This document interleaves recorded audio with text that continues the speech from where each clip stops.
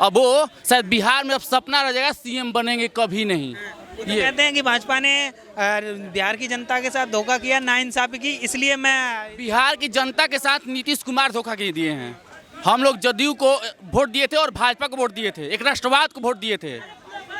हम लोग ये राजद को वोट नहीं थे। जंगल राज उत्पन्न हो गया वहाँ पे। आप जाके बिहार में पता कीजिए आप, जंगल राज अभी सरकार में शपथ ग्रहण होते ही वहाँ पे ये टोयोटा बुद्धा शोरूम है, उसमें क्राइम हुआ, खुलेआम वहाँ पे अपराधी अब एक्टिव हो गए हैं। तो कहते हैं भाजपा करा रही है बदनाम कराने के लिए। भाजपा करा रही है। आपकी सरकार है, जांच करा के पकड़वा लीजिए भाजपा को। आपकी सरकार है ना जी, आप जांच करवाइए और पकड़वाइए भाजपा को। भाजपा को आप पकड़वाइएगा ना। अब तो भाजपा की सरकार नहीं है वहाँ पे, वहाँ आपके सरकार है राजद की और चाचा भतीजा की, और दोनों घोटालेबाज।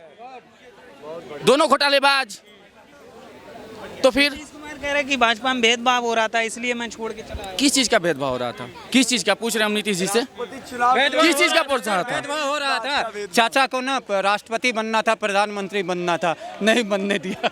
उस लायक भी होना चाहिए ना, लायक भी होना चाहिए ना राष्ट्रपति। आप एक बताइए ये चीज, अगर जनता उनको नकारती नहीं तो 40 सीट पे नहीं आते। अगर अच्छे सीएम होते तो उनको सीएम पद से इस्तीफा दे देना चाहिए था, कभी सीएम बनने लायक नहीं होते। 40 सीट मत लाए थे, क्यों बताइए? अगर अच्छा सीएम होते बिहार के लिए तो कितना सीट बताइए आप ही, कितना लाते? कोई 40 सीट था? जरूरत क्या पड़ गई? गठबंधन तोड़ा। बड़ी पार्टी उभरी थी बिहार में बन के। बिहार में सबसे बड़ी पार्टी बन के बीजेपी उभरी थी। क्यों उभरी थी? राष्ट्रवाद पे उभरी थी। और ये लोग राष्ट्रवाद के लिए नहीं जीते हैं, ये राजद वाले सब, ये चाचा भतीजा हैं। कल से आप क्राइम सुनते आ रहे हैं, पत्रकार की हत्या हो गई, शपथ लेते ही शुरू। इससे पहले बीजेपी काहे नहीं करा रही थी? बीजेपी की सरकार थी ना, जदयू की सरकार थी, पहले क्यों नहीं करा रही थी? सरकार बनते आप लोग शपथ लिए, सीएम पद के चाचा शपथ लिए मुख्यमंत्री, और ये भतीजा शपथ लिए उप मुख्यमंत्री, और शुरू क्राइम चरम सीमा पे आ गया। बिहार की जनता डर रही है लोग से सर। बिहार की जनता अब लोग से डर के जी रही है। आप ये लालू यादव की जो सरकार थी उस समय आप देखे होंगे कि 6 बजे शायद गेट बंद हो जा रहा था, किरण डूब रहा था और गेट बंद हो रहा था। वही हाल बिहार में आने वाली है। सब लोग डर के जी रहा है। एक व्यवसायी अब वहाँ पे अपना धंधा कारोबार सब समेटेगा। अगर इनकी सरकार 3 साल और रह गई ना तो वहाँ पे समेटेगा और वहाँ से चला जाएगा बिहार में। जो धंधा कुछ छूट पुठाई किया है बिहार, वो भी अब नहीं रहेगा बिहार में। तेजस्वी यादव ने जो कहा कि 10 लाख नौकरियां देंगे युवाओं को, हम सीएम बनेंगे तब सरकार आएगी, लेकिन अब सीएम डिप्टी सीएम बन गया। वो कह रहे हैं कि नहीं, हम तो भैया डिप्टी सीएम बनेंगे तब कहा था 10 लाख नौकरियां। देखिए तेजस्वी जी कब क्या बोलते हैं और तेज प्रताप जी कब क्या बोलते हैं, इन लोगों का कोई ठीक नहीं है। इन लोगों के मतलब एक होता है ना कि एक स्ट्रगल करके उस चीज़ पे पहुँचे, और लोग के बपौती मिल गया है। एक मैट्रिक फेल है, ये बताइए कि मैट्रिक फेल जब ये क्या बोलते हैं स्वास्थ्य मंत्री बन जाएगा तो उसको क्या आइडिया है? वो MBBS डॉक्टर जो बन रहा है उसको कैसे हैंडल कर लेगा? ये हमसे बताइए, कर लेगा हैंडल? नहीं कर सकता है वो। तो आप मैट्रिक फेल को कैसे स्वास्थ्य मंत्री पद दे सकते हैं? अभी का स्टेटमेंट आया है कि हम स्वास्थ्य मंत्री बनने के लिए तैयार हैं, हमको शौक है। क्या करने के लिए, क्या कीजिएगा उसमें? आपको क्या जानकारी है? हमको तो नहीं पता है कि आपको अगर ये बुखार का दवा भी पूछ ले कि बुखार का दवा कौन सा है, वो भी उनको नहीं पता हो कि पैरासीटामोल खाया जाता है। तो क्या ही लोग से आस किया जाए? अब भगवान भरोसे बिहार है। पलटू चाचा बदल गए हैं, चले गए राजद के साथ, अपने भतीजा के साथ। अब क्या किया जाएगा? अब देखा जा रहा है। तेजस्वी यादव तो कहते हैं कि भाजपा ने बर्बाद किया है यहाँ का, पीछे छोड़ दिया। देखिए 15 साल लालू यादव बर्बाद किए बिहार को, 15 साल लालू यादव बिहार को बर्बाद किए। उसके बाद नीतीश जी बने, और नीतीश जी भी वहाँ पे बहुत अच्छा काम नहीं कर पाए। बीजेपी एक छोटा भाई का फर्ज निभा रही थी, क्योंकि बीजेपी धोखा नहीं देती है। छोटा पार्टी के भाई का फर्ज निभा रही थी वहाँ पे, इनको धोखा नहीं दी। जितना भी सीट आएगी ये बोली कि सीएम आपको हम चेहरा दिए हैं, उस चीज़ पे लड़े हैं, उस चीज़ को आपको हम समर्थन देंगे, आप सीएम बनाएंगे, आप सीएम बनिए। तो फिर बताइए इसमें धोखा क्या? 15 साल वो लूटे, 15 साल ये लूटे नीतीश जी। आज जब बीजेपी अपना काम कर रही है, शाहनवाज हुसैन जी वहाँ पे लाएँ, जब कंपनी बैठवाएँ बिहार में, उत्तरी बिहार साइड, तो इनको अब खुलबुली धर लिया कि अरे ये तो बहुत काम करने लगे, बहुत बिहार के लोग एक्टिव हो जाएंगे, तेज हो जाएंगे, फिर हमको वोट कैसे देंगे? हम लाठी डंडा पे वोट लिए हैं। अच्छा, आप क्या टक्कर दे पाएंगे वो 2024 में मोदी को? 1% भी नहीं टक्कर दे पाएंगे। मोदी जी अगली बार से 2014 से और एबव सीट उनको आएगा। योगी सरकार, योगी जी के देख रहे हैं सरकार चल रहा है यूपी में। यूपी किस स्थिति में था, आज यूपी में देखिए आप, यूपी में आप देखिए यूपी में कैसा खुशहाल सब लोग, जो सभी जनता सब लोग हैं। जी क्या कहेंगे नीतीश कुमार का जो बयान में उन्होंने कहा कि 14 वाले 24 में नहीं आएंगे, क्या पीएम का सपना देख रहे हैं, टक्कर दे पाएंगे मोदी को 2024? दोबारा दोहराएंगे पत्रकार जी? नीतीश कुमार का जो बयान आया था सामने, उन्होंने कहा कि 14 वाले 24 में नहीं आएंगे, जो पीएम का सपना देख रहे हैं क्या टक्कर दे पाएंगे नरेंद्र मोदी को 24 में? देखिए, एक मेन मुद्दा है 2024 में पीएम बनने का सपना है, इसीलिए पीएफआई का फंड इस्तेमाल करना है और इसीलिए देश का जितना भी टुकड़े टुकड़े गैंग है ना, जो देश तोड़ने का बात करते हैं, वो सब एक साथ हाथ में हाथ पकड़ के पैर में पैर जोड़ के वहाँ सेल्फी लेने में खड़े होने के लिए दोबारा तैयारी कर रहे हैं। इसी वजह से दोबारा से ये पीएफआई वाला मुद्दा भी उन्होंने ही लाया था, उनके जगह से ही उठा था, उनके घर से आए थे, कोई बाहर से नहीं आया था।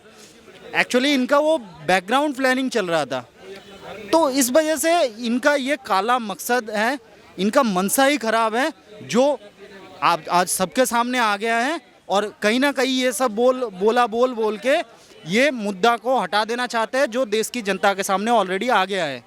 अच्छा, देखा आपने कुछ दिन पहले देखा कि पीएफआई भी निकल के सामने आया था, वहाँ की 2047 तक भारत को इस्लामिक राष्ट्र बना देंगे, इस पर क्या कहेंगे? देखिए, ये तो इनका मनसा है, जो इनका क्या बोलूँ, काले मनसा है ना, ये काले मनसे वाला यही सोच लेके चल रहे हैं कि कैसे भी आज जो देश के लिए काम कर रहे हैं ना, जो देश को मजबूत बनाने के लिए काम कर रहे हैं, हमारे यशस्वी प्रधानमंत्री श्री नरेंद्र मोदी जी जो देश को जोड़ने में काम कर रहे हैं, और ये सब जो आतंकवादी संगठन है, आतंकवादी गुट है, उनको चाहिए तोड़ने वाला कोई प्राइम मिनिस्टर हो, जो देश को तोड़ने में इनको मदद करे। जो गंदी हरकत, इस तरह की गंदी हरकत, देशद्रोही हरकत में इनका शामिल हो। देखा होगा आपने, कुछ दिन पहले एक प्राइम मिनिस्टर था, जो इन्होंने इस तरह की कोई आतंकवादी के साथ, यहाँ उनका आवास में डिनर चलता था, फ़ोटो सेल्फी शॉट होता था इनके साथ, उनका रात को ना जाने क्या क्या किए हैं इन्होंने, और ना जाने क्या क्या सेंसिटिव मुद्दा बाहर पहुंचा दिए हैं। तो देश के सामने ये एक विषय है जो सोचने वाली हर हिंदुस्तानी को सोचने पे मजबूर कर देगा। आज देखिए, आज हर एक हिंदुस्तानी आज़ादी का अमृत महोत्सव मना रहे हैं, जब हम देश का स्वतंत्रता का 75वीं वर्षगांठ मना रहे हैं।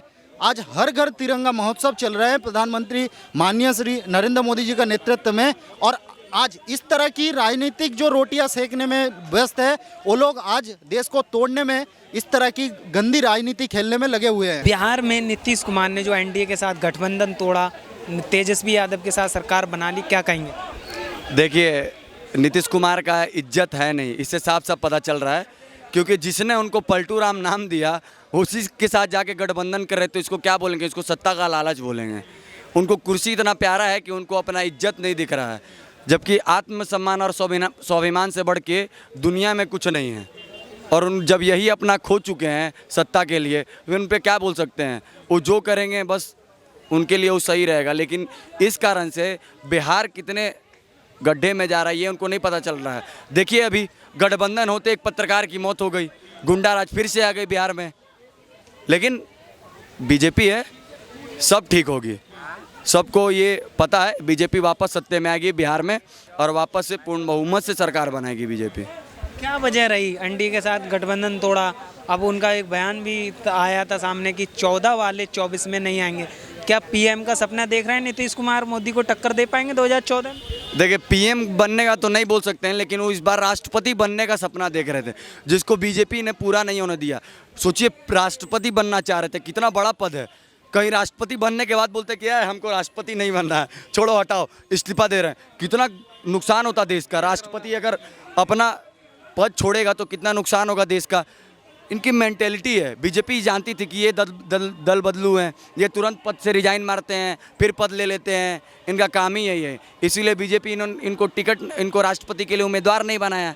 इनका पहला दिल टूटा। दूसरा क्या कि चिराग पासवान जी जो हैं, लोक जनशक्ति पार्टी रामविलास के, जो हमारे पूजनीय हैं, उनको बीजेपी ये हमारे डिफेंस मिनिस्टर राजनाथ सिंह जी जाके उनको वापस से बोले कि भैया हनुमान का ज़रूरत राम जी को हर युग में पड़ा था और इस बार भी है ज़रूरत, तो आप आ जाइए।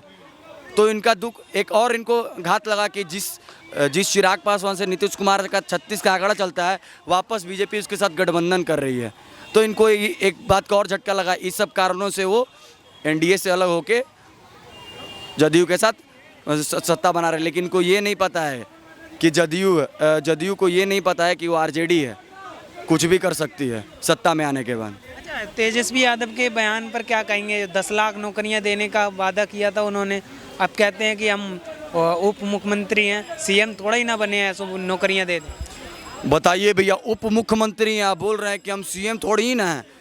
राज्य बनेंगे तब नौकरियां। राज्य में दूसरा सबसे बड़ा पद है आपके पास उप मुख्यमंत्री का। अगर मुख्यमंत्री काम नहीं करता है तो उप मुख्यमंत्री काम करता है, वर्किंग बॉडी होता है। अगर आप चाहें तो क्या नहीं कर सकते हैं, आप सांसद भी हैं, आप कुछ भी कर सकते हैं भैया। लेकिन ये क्या कर रहे हैं, देखिए इनका साफ सा मेंटेलिटी, हमको बस सत्ते में रहना है क्योंकि हमको घोटाला करना है। आरजेडी का सीधा एजेंडा है हमको सत्ते में इसलिए रहना है क्योंकि हमको पैसा दबाना है। चारा घोटाला जैसा और भी बहुत सारा घोटाला करना है, इसलिए सत्ते में आना चाहते हैं। सिंपल से इनका कहना है, ये 10 लाख नौकरियां नहीं देंगे। 10 लाख लोग कैसे मरेंगे बिहार में, ये इसकी राजनीति करेंगे। देख लीजिए, ये मैं नहीं बोल रहा हूँ भैया, जैसे इनकी सरकार बनी एक पत्रकार मारा गया, क्या पता आगे कई और लोग भी मारे जाएं। भैया कुछ भी है, आरजेडी का अब सरकार है, जंगल राज वापस से आ गया बिहार में। अगर लोगों को अभी भी समझ में नहीं आएगा तो भैया आप झेलिए जंगल राज, लूट मार, डकैती, रेप, यही सब होंगे बिहार में अब। और बिहार के लोग अभी भी आरजेडी नारा लगा रहते हैं। मीडिया जो चौथा स्तंभ है लोकतंत्र का, उसको ये खुलेआम खड़े होके गाली दे रहे थे। आज तक की पत्रकार जो हैं उनको, ये है आरजेडी की सरकार बिहार में, चौथे स्तंभ को ये गाली दे रहे हैं खुलेआम। सर क्या अंदाज़ा लगाया जा सकता है इससे बिहार में?